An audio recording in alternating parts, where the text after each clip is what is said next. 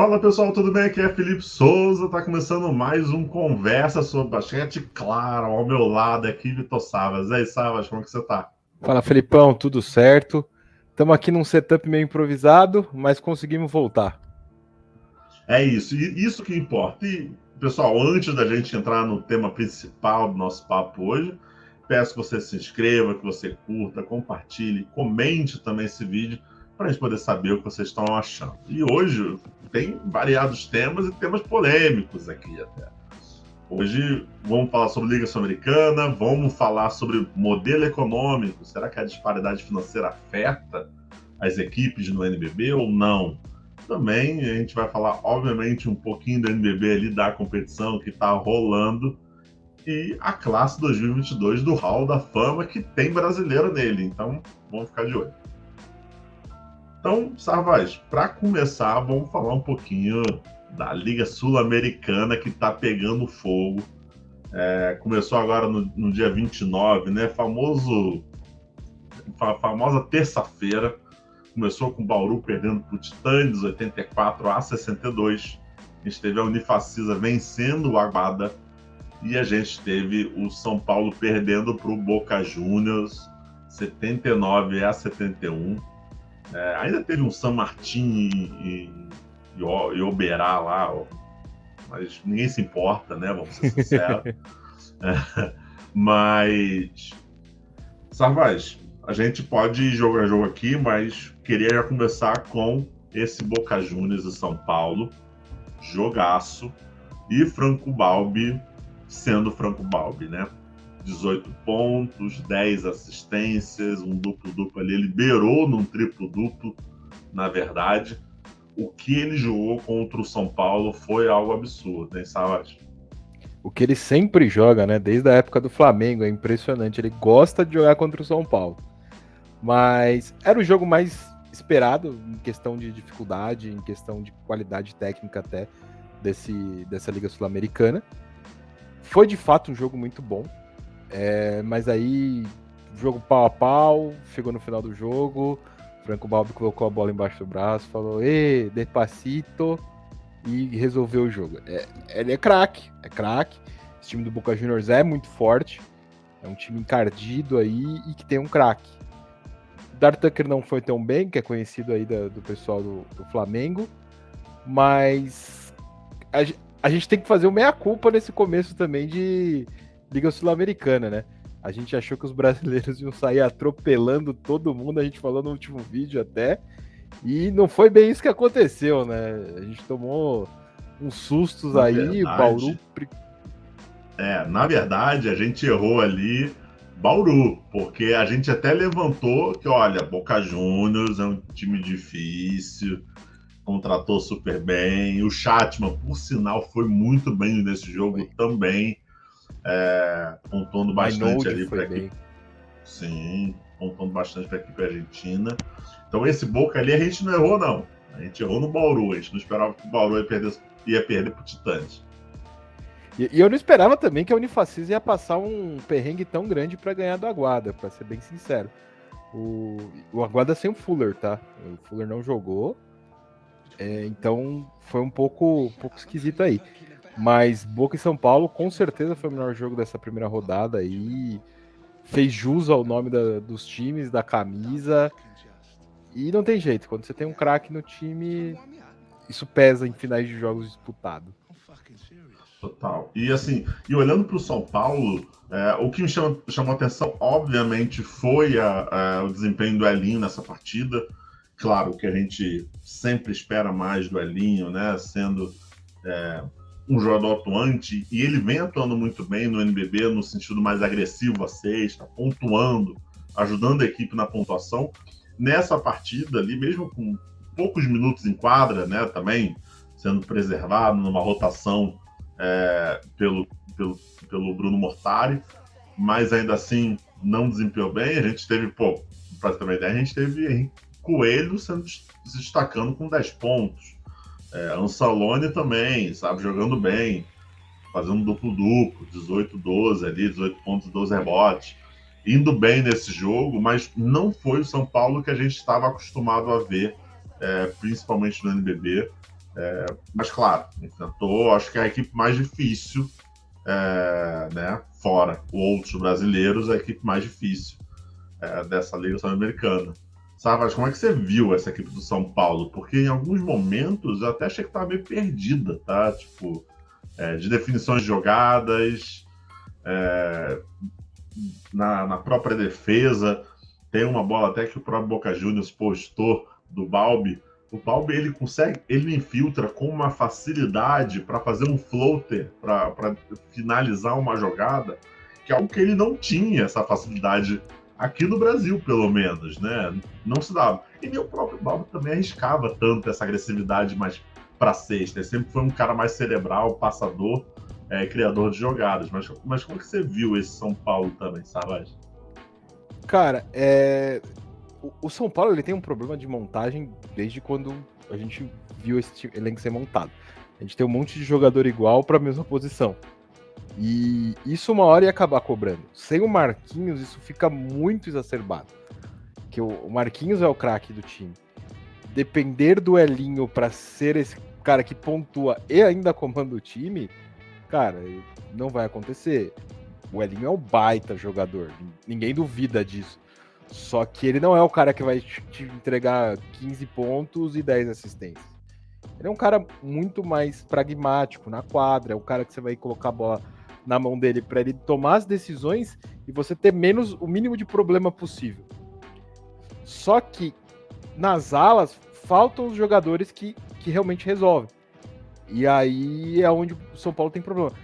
E defensivamente é bem complicado. Você tem ali um cara que joga muito bem 1 contra 1, que é o Bennett. O próprio Elinho é um bom defensor ali de perímetro, mas todo o resto não é conhecido por serem bons defensores, por assim dizer. Muito erro de ajuda. O Ansaloni ele ajuda demais, não só no ataque, mas também na defesa, porque ele é um cara que faz uma ajuda um pouquinho melhor. Ele chega, ele antecipa, ele corta a linha de cortes, né, em direção à cesta com mais qualidade do que os outros jogadores grandes. Nem o Tyrone faz isso tão bem. Mas o resto do time realmente tem muita deficiência na defesa, tem muita dificuldade em rotação. Parece que os caras estão chegando sempre atrasado depois do primeiro corte. Não tem um padrão. E aí, cara, em nível internacional, isso daí cobra, principalmente contra um Boca Juniors. Se você errar uma rotação contra o Balbi depois que ele cortar, ele vai te fazer um floater na cara e ele vai acertar todos que ele fizer isso, se você não marcar ele direito. Então, a defesa realmente do São Paulo é um caso complicado, mas eu acho que muito por causa disso. São muitos jogadores parecidos, é muita gente igual da mesma posição que faz a mesma coisa. Então você acaba tendo essa dificuldade. Isso está cada vez mais claro. Eu acho que a gente já tinha mesmo observado o fato dessas contratações serem bem parecidas, vamos dizer assim. Eu ainda vou ser repetitivo, eu ainda acho que, cara, o São Paulo sente muita falta de um caboclo. E o São Paulo não conseguiu repor essa peça. E quando eu falo repor essa peça, é óbvio, e a gente entende que o São Paulo não vai conseguir contratar um novo caboclo. Não é isso. Mas achar um jogador que, pelo menos, supre a falta do caboclo em alguns momentos. Seja defensivamente, seja ofensivamente. Claro que o Marquinhos também faz uma falta absurda, já que é um jogador decisivo, é um jogador experiente, ofensivo, sabe como jogar a Liga Sul-Americana com tranquilidade, mas o São Paulo não achou alternativas. E é isso que eu acho que você está falando, né, Savas? A gente olha para o elenco do São Paulo, a gente olha para o São Paulo jogando hoje, a gente não consegue observar uma grande variação nessa equipe para diversos adversários. Então, você vai pegar um armador tão cerebral, você consegue defender de uma outra forma, você vai pegar um pontuador como o próprio Chatman, do perímetro ou da meia distância. O São Paulo não parece fornecer tantas ferramentas assim na sua equipe, né, no seu elenco, né, Sarro? Exatamente. Eles acabaram caindo num problema crasso de você ter operários da mesma função, assim. o Betinho, o Malcolm Miller, eles são jogadores que fazem exatamente a mesma coisa. O Coelho e o Bennett, jogadores, Bennett, claro, com mais talento, mas que são muito parecidos também. Então você acaba tendo, muitas aspas aí, alguns dublês do mesmo jogador. E isso daí te limita muito. Ainda o fato do menino que veio do Corinthians, o Lucas Pipoca lá, não ter desempenhado bem, a torcida já tá querendo estrangular ele. Só queimou mais o menino. Ele mal joga e quando joga mal, justamente por causa disso. E, cara, isso é complicado, porque se você tem muitos caras que fazem a mesma coisa e eles ainda têm que dividir o espaço, a minutagem, que são jogadores que não costumam ter isso, você acaba tendo um problema um pouco maior, porque são tipos de jogadores que eles precisam ficar quente para render. E não dá para você ficar trocando toda hora. E é um perfil muito específico de jogador. E aí você acaba tendo esse tipo de problema. E defensivamente, nenhum deles não é nem colabora, mas eles não compensam essa similaridade ofensiva. E aí você acaba tendo isso, esse problema de se você não tiver um super craque ali como um Marquinhos ou um Caboclo, e a gente nem sabe como o Marquinhos vai voltar, né? Tem mais esse fator aí que ele já não é um jovem. Então isso é bem complicado. Total. E a gente poderia até passar para outro jogo, mas eu vou passar para o jogo do dia que a gente está gravando, né? Nessa quarta. São Paulo acaba de perder para o San Martín, 85-81, com essa derrota dá adeus à Liga Sul-Americana, né, Sarros? Exatamente. Apesar do nosso querido regulamento ter sido feito aí por quem produz o Campeonato Carioca de Futebol, e ser um pouco confuso, ele deu adeus aí com 2 derrotas. Então, cria um alerta porque, caso não tenha esquecido, o São Paulo ainda joga a final do Mundial. Então, isso pode ser um problema bem maior se chegar com esse elenco, com esse rendimento aí. Eu acho que assim, eu acho que o torcedor do São Paulo ele é muito mais crítico do que a gente, né? A torcida do São Paulo, ela é bem ferrenha nisso, então acho que todo mundo sabe que o São Paulo vai entrar como uma zebra, né? Não é o favorito para ganhar o Mundial. Acho que isso está cada vez mais claro. Hoje, do jogador que eu gostei do San Martín foi o Santiago Ferreira, né? Um armador, um PD, né? Um point guard ali, jovem, deve ter seus 25 anos por aí. Hoje fez 22 pontos, indo muito bem mesmo. Claro que ele teve ajuda do nosso amigo Emiliano Basabe, que já tem seus 30 anos ali, pegando rebote, ajudando bastante o San Martín. Mas o São Paulo, até olhando aqui, de novo, olhando aqui o quinteto que a própria Liga Sul-Americana separou pra gente, né? Henrique Coelho, Elinho, Tyrone, Malcolm Miller e o Betinho. Cara, tipo, você olha ali em Coraza, foi bem hoje, 15 pontos, é o que a gente estava esperando dele mesmo. Mas ainda assim, tipo, você espera do Betinho ser um gatilho? Eu acredito que quem contratou o Bruno Mortari e a comissão técnica pensou na contratação de ser um gatilho, ser um pontuador, literalmente, e o Betinho não está demonstrando isso, né? Ele, na verdade, muito apagado. Acho que a última boa fase do Betinho foi no Pinheiros, do César Guidetti, mas o Betinho apagado, não só na Liga Sul-Americana, mas de uma forma geral.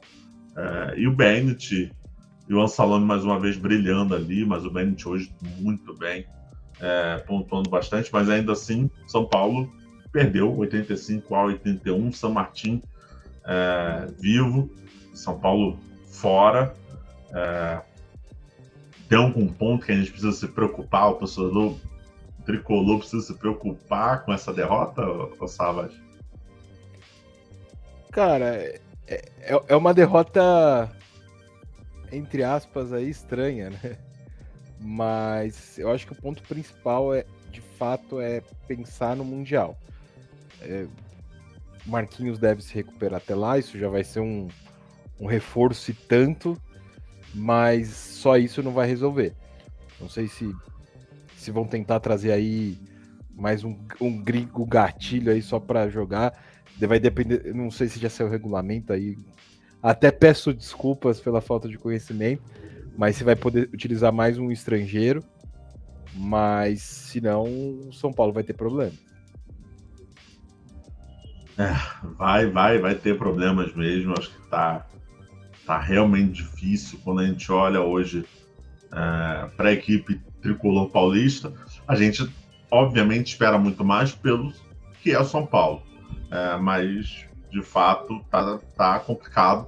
Lembrando que Marquinhos deve estar voltando só em janeiro, só no começo do ano que vem. Chamel, que deve estar voltando ainda esse mês agora de dezembro, né? Tá vindo. Se já não voltou, mas eu acredito que não. Vai entrar aos pouquinhos ali em quadra para poder pegar ritmo, então também tem essa ideia. Nos outros 2 jogos, Savas, eu admito que eu não assisti, tá? Então, até quem assistiu, por favor, traga um contexto melhor pra gente. Mas o Bauru perdeu pro Titanes ali. Eu só vi que o famoso Oglive chegou a passar aqui no basquete brasileiro. Foi o cestinha desse jogo. Fusaro foi cestinha do Bauru. Pra você ver, né? O Fusaro, que é um jogador que a gente conhece muito pela essa ajuda defensiva, para composição defensiva mesmo. É um jogador mais... É o famoso carrega piano. Foi o pontuador do time do Bauru. E a Unifacisa, como o Sábado até já tinha comentado, venceu o Aguada por 75-73.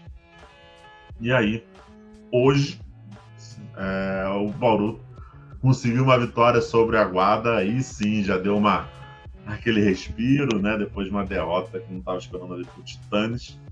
E aí o Gemerson hoje foi o destaque, com 18 pontos. Nossa, quando você vê o Aguada com grandíssimo Eloy Vargas, pivôzão, passou pelo Flamengo aqui. O torcedor do Flamengo não tem muita saudade dele não, para ser bem sincero. E hoje o Titanes, de novo, conseguiu mais uma boa vitória, venceu o Unifacisa por 75-69. Hoje ainda tem o último jogo do dia, que é Boca Juniors e Oberá. Muito provavelmente Boca vai passar o carro em cima do Oberá, sem muita dificuldade. Mas essa Liga Sul-Americana serve muito mais para teste, e a gente estava imaginando que os brasileiros brigariam por um título, né? Você acha que aí, vendo que São Paulo já caiu fora, você acha que o Bauru e a Unifacisa podem bater esse Boca? Cara, eu acho muito difícil. E isso é até bom.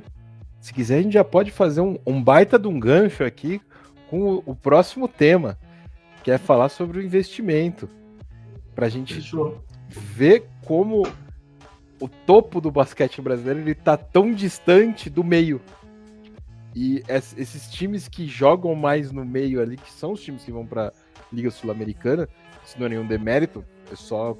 A gente tá falando em questão de investimento mesmo, como esses times contra os outros times medianos dos outros países não conseguem se sobressair com a mesma facilidade que os nossos times top na BCLA conseguem, entendeu? Então talvez possa ser um alerta aí também de, tem alguma coisa errada, tem um gap muito grande entre uma coisa e outra onde não deveria existir. Então, eu acho muito difícil o Boca perder esse título. Eu acredito que a final vai ser Titanes e Boca, para ser bem honesto. Mas fica aí o alerta desse gap. Eu tiro um pouco do peso da Unifacisa, porque é o primeiro torneio internacional que eles jogam. Tá dentro, acho que, de um planejamento do projeto. Você percebe que a Unifacisa ela segue um modelinho que tem dado certo, eles vão dando um passo de cada vez, sem dar um passo maior que a perna. Já ganharam um jogo internacional, então já é um avanço aí. Exato. Então a Unifacisa tá aí de franco atirador. O que acontecer, aconteceu e para eles tá ótimo. Agora o Bauru e o São Paulo já é um pouco mais complicado, assim. A gente tinha que ter resultado. O São Paulo no primeiro jogo contra o Boca ali era os dois parelhos, mas perder o segundo jogo para o San Martín, aí sim é problemático. De fato, acho que dos brasileiros, o São Paulo era o grande favorito para chegar numa final, para ser até campeão mesmo. Até a gente já tinha falado isso no outro vídeo. Mas essa derrota, principalmente para o San Martín hoje, foi dura. Eu vou te falar que assim, São Paulo venceria o Boca Juniors, tá? Acho que não vejo nada muito distante de algo muito absurdo. Mas São Paulo não foi bem, isso é um fato. São Paulo não foi bem. Então, eu consigo amargar essas duas derrotas, está fora da Liga Sul-Americana. Como o Sarvas disse, vamos lá. Lá no meu Twitter, eu fiz um post que depois gerou ali um burburinho, vamos dizer assim, que eu trouxe dois resultados. Primeiro, o resultado do Bauru contra o Rio Claro, 92-48, e depois o resultado do Minas, 104-53. E aí eu brinquei ali com os seguidores, falei assim, pessoal, vocês acham que tá tudo normal? Você acha resultados anormais? Qual a visão de vocês? Até porque, eu tenho minha opinião, mas eu vou ser taxado chato ali. Então eu quero saber a opinião de vocês e claro, fazendo aqui já um parêntese, Rio Claro teve 3 desfalques importantes da equipe contra o Bauru nessa derrota de 92-48. Mas, de uma forma geral, teve várias opiniões lá. Vou pegar aqui algumas, tipo o Enéas Lima, do Garrafão Rubro-Negro. Normal não é, mas vai ter sempre a turma do Oba-Oba, da pipoca. As foquinhas que vão aplaudir e achar tudo maravilhoso. A realidade é que o nível só cai. Fato. Mas será que eles ligam? A tônica no momento é seguir a linha da comunicação ao Atlético Mineiro no seu site oficial. Enéas bem polêmico e também irônico. Realmente tem vários. Tipo, o Bolso do Brabo, que tá sempre aqui no YouTube com a gente, ele fala assim, cara, o jogo do Minas não vi, então não vou opinar. Mas o Bauru veio muito mordido pelas derrotas, com a volta do Brabo, e em casa contra o Rio Claro sem Holloway, Wesley Senna e com Dawkins jogando um sacrifício, lesão no ombro. São 3 lesões super importantes. Me preocupa aqui, tá? Porque vivi para ver o Wesley Senna sendo um desfalque importante para alguma equipe, mas ok, Holloway é realmente um pontuador, sempre foi, então é um desfalque ali fundamental, e o Dawkins também ali ajuda. O Robson, o último grande RB foi a temporada 2018-19, com a pandemia decaiu em qualidade técnica e de público, achei que era algo temporário, mas pelo visto não. Aí, Sarravas, eu fiz obviamente um vídeo trazendo minha opinião aqui, vou até deixar já nos comentários, não, vou deixar aqui embaixo para vocês assistirem quando quiserem. Mas é o seguinte, a gente sabe que o NBB não é rico, tá? A gente sabe que a Liga Nacional de Basquete não é rica. A gente também sabe que a competição tem somente 15 anos de existência. A gente sabe isso, é uma liga nova, total, uma liga nova, fundada pelos clubes. E a gente já falou isso diversas vezes, fundado pelos clubes, depois de uma incapacidade de gerência da própria CBB, os clubes tomaram essa decisão, fundaram a liga. A gente sabe também que a liga ela tem suas dificuldades de manter um quadro, vamos dizer assim, de clubes nas suas competições anuais. Lembrando, o NBB não tem rebaixamento. Então, se você tiver condição de jogar no próximo ano, você está no próximo ano. E dane-se, é isso. Tipo, você vai jogar pro resto da sua vida, porque não tem rebaixamento, até o momento. Só que a gente está vendo, a gente vem assistindo durante os últimos anos saídas de vários clubes, justamente alegando problemas financeiros. É claro que uma coisa que eu ressaltei no vídeo, eu já ressaltei fora em outros vídeos, sempre ressalto, também tem a incapacidade e a má gerência dos seus gestores que estão comandando os clubes. O basquete está longe de ser um primor profissional fora de quadra, principalmente em gestão, tá? Isso é um fato. Isso a gente está vendo há anos. As equipes arrecadam 5 milhões e gastam 5 milhões e meio. As equipes arrecadam 5 milhões e elas não pensam em comunicação, não pensam em marketing, não pensam em, às vezes, até assessoria de imprensa. É contratar jogador, é fazer dívidas de viagem, tá? Então, assim, que isso isso, por sinal, é uma névoa ali dentro. Se a gente falar o quanto de despesa que os clubes têm em termos de logística e vão empurrando com a barriga, principalmente companhias de turismo, para poder fazer viagens e tal, é algo surreal, tá? Isso é bastidor, tá? Isso é apuração. Então, a gente sabe disso. Mas, de uma forma geral, o que a gente está vendo, o que eu estou vendo, pelo menos, sabe? Nos últimos anos, a gente até... No vídeo eu até falei sobre isso, mas assim... 2017 e 2018, a final foi Paulistano e Mogi. Depois dali, 18 e 19, Franca e Flamengo. 20 e 21, São Paulo e Flamengo. Lembrando que 19 e 20 não teve porque não terminou por causa da pandemia. 21 e 22, Franca e Flamengo. O Flamengo aparece nas últimas 3 finais, vamos dizer assim. E Franca e São Paulo são os outros times que aparecem. O que eu vejo nos últimos anos é uma disparidade financeira dos clubes. E os clubes estão errados? Então, cara, se o Flamengo pode arrecadar 10, 15, 30, 50, 300 milhões de reais no mês, certo é o Flamengo, que arrecade esse dinheiro. Ele tem que arrecadar mesmo. A mesma coisa do Franca, a mesma coisa do São Paulo, a mesma coisa do Minas. Eles têm que arrecadar. Isso não é uma culpa deles, em nenhum momento. Mas, assim, o que eu tô vendo todos os anos, a gente está vendo um grupo que as pessoas, e até quando começa o campeonato, as pessoas já sabem quem vai chegar no final. Final vai ser Franca e Flamengo. Vai ser Flamengo contra algum outro time. Vai ser Franca contra algum outro time. Já criou tanto isso no público que as pessoas já têm essa mentalidade de contratações mesmo. E assim, preciso de balancete para poder apresentar esses dados para vocês? Olha, precisar eu não preciso. Tem boa parte de apuração e do que eu conheço do mercado do basquete. O balancete ajudaria? Ajudaria. Aí eu te falo, por que eu não te apresento o balancete? Porque a maioria dos clubes não são transparentes e não mostram os balancetes. Normalmente, os únicos clubes que normalmente mostram, não quer dizer que todos, são os clubes que estão ligados ao futebol. Flamengo, um São Paulo, um Corinthians. Esses normalmente mostram, porque precisa, em termos de transparência dentro do próprio clube, do seu estatuto, né, de regras dentro dos clubes.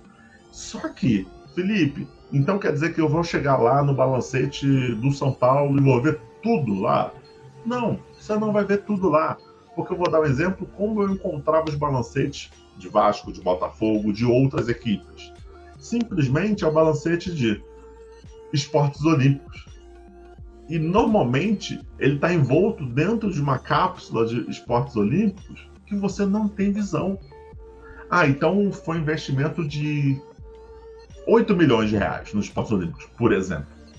Só que você não sabe se esses esportes olímpicos, para vocês terem uma ideia, são todos esportes, obviamente, que estão dentro da Olimpíada ali. Então, vôlei está ali dentro, ginástica está ali dentro, o basquete está ali dentro. Você consegue destrinchar e saber quem é quem lá dentro? Não consegue. Não consegue. Então, assim, trazemos trazendo menos romantização do negócio, de achar que não, é só olhar lá. Não, não é só olhar, você não vai achar, não é assim tão simples. Os clubes não deixam bem claro como é que funciona, não deixam bem claro gastos. Então, assim, fica nessa cápsula de esporte olímpico. Dentro dessa cápsula de esporte olímpico está tudo.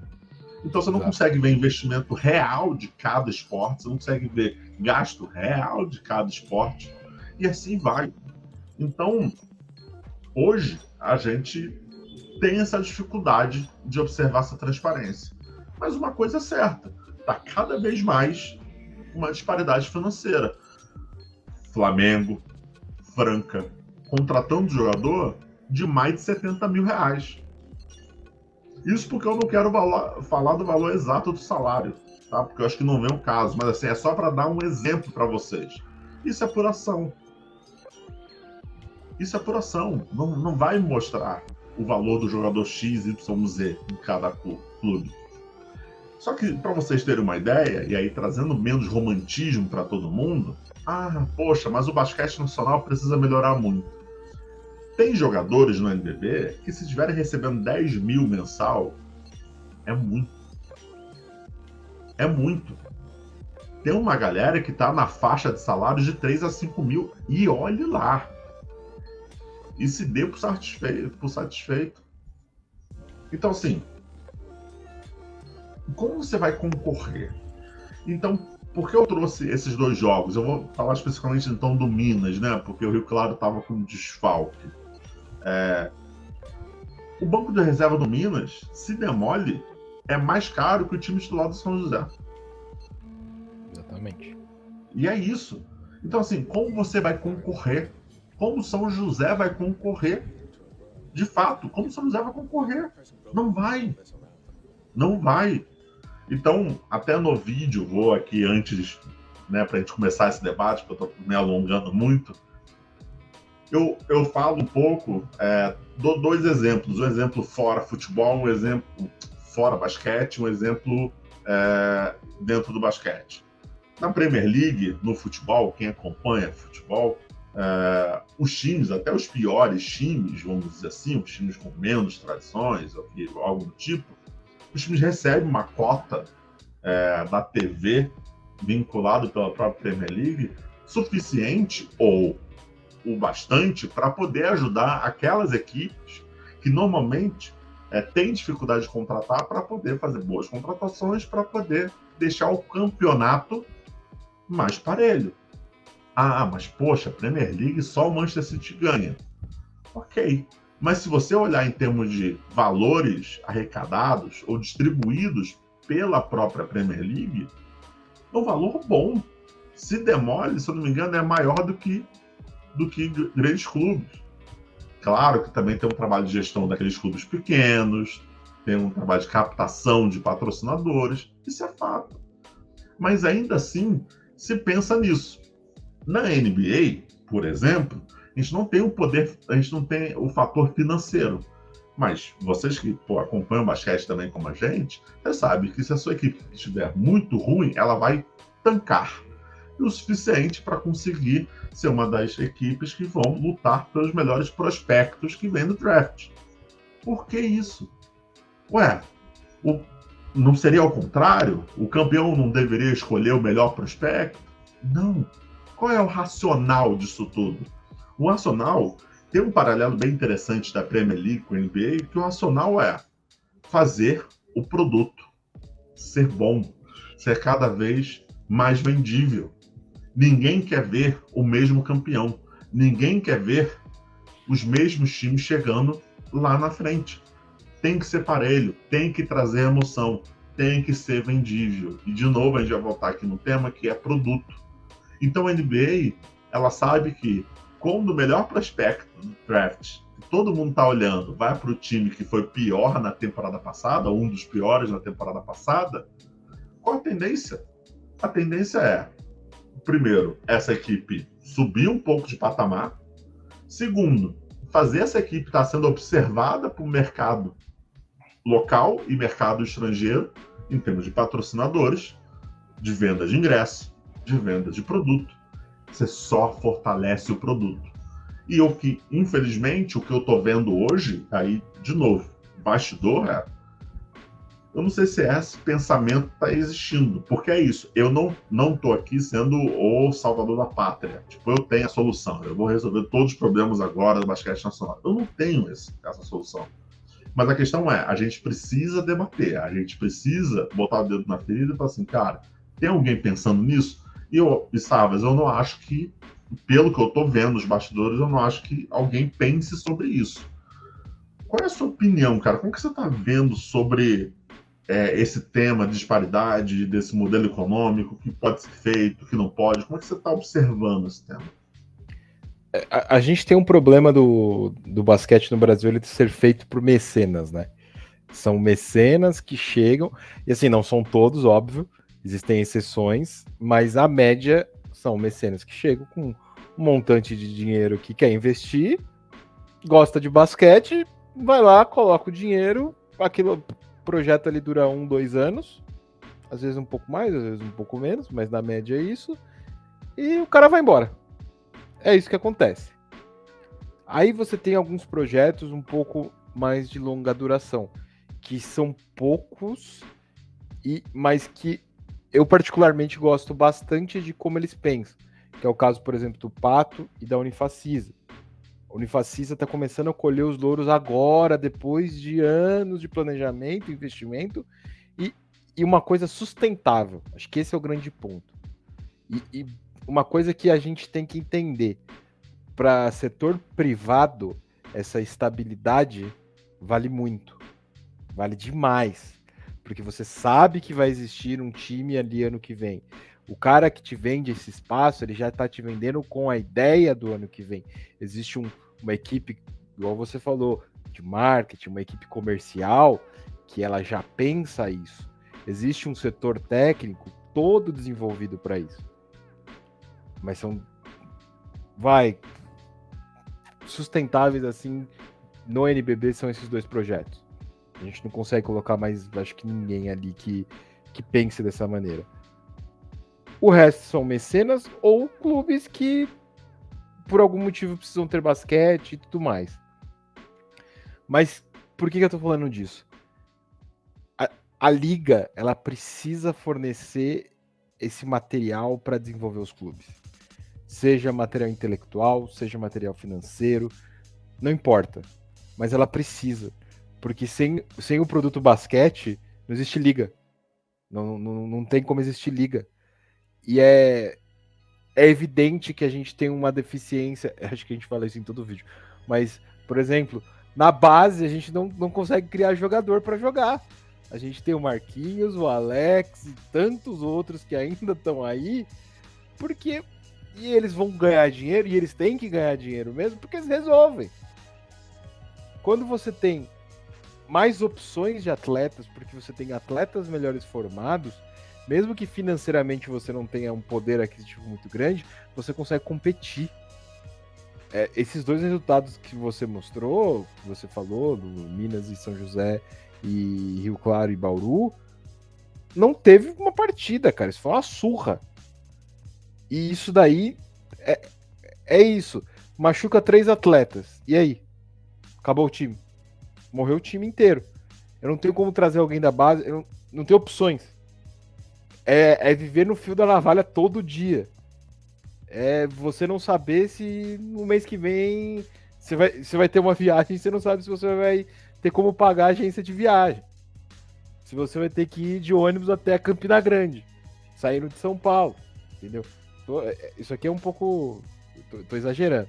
Mas, pô, é nesse nível do fio da navalha que a gente tá. A gente não consegue pensar num projeto sustentável. A gente não consegue desenvolver os dirigentes, desenvolver estruturas. As próprias equipes, cara, elas precisam ter um pouco de senso crítico interno delas. Tipo, o Flamengo, vou dar o exemplo do Flamengo, mas poderia ser qualquer uma das times que tem mais grana, assim, que são os 4 primeiros 100. Vale a pena existir um basquete onde só eu ganho e vou ganhar eu querendo ou não? Eu já começo o campeonato sabendo que eu vou ser campeão ou no mínimo tô na final?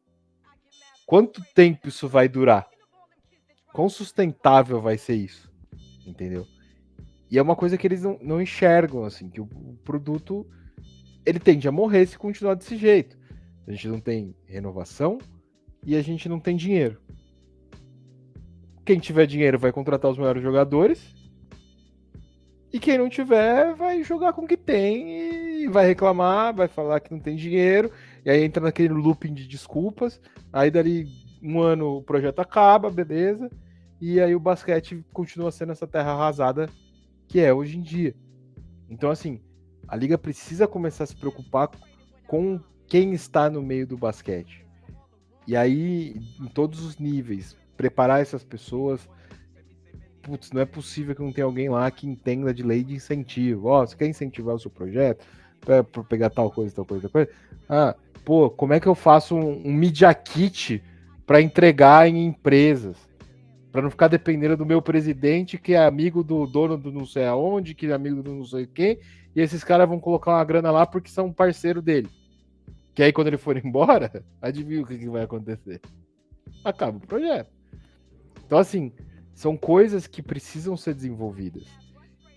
Esse profissionalismo, tratar como um produto de fato, como uma empresa de fato, que já é. Só que parece que essa maturidade não chegou ainda na liga e nos clubes, assim.